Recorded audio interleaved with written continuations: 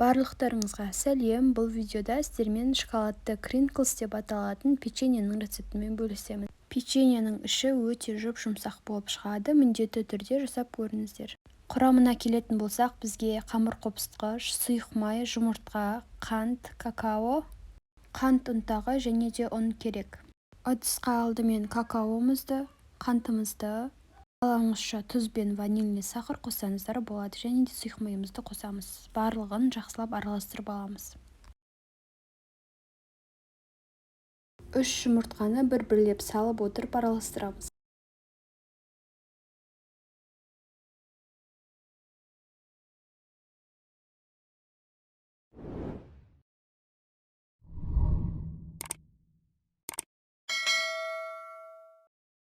Електен өткен ұнға қамыр қопсытқышымызды қосып, өзара араластырып аламыз.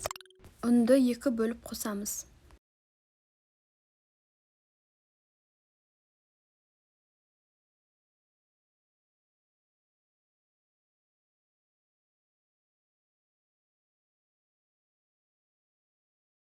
Бізде осындай қою масса шығады.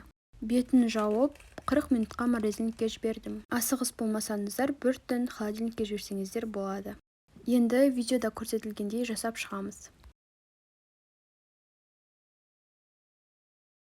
Қызып тұрған духовкада 180 градуста 20-25 минуттай пісіріп аламыз. Жасау барысында да піскен кезде де өзінің формасы осылай үлкейеді. Видео ұнаса, каналыма жазылуды ұмытпа.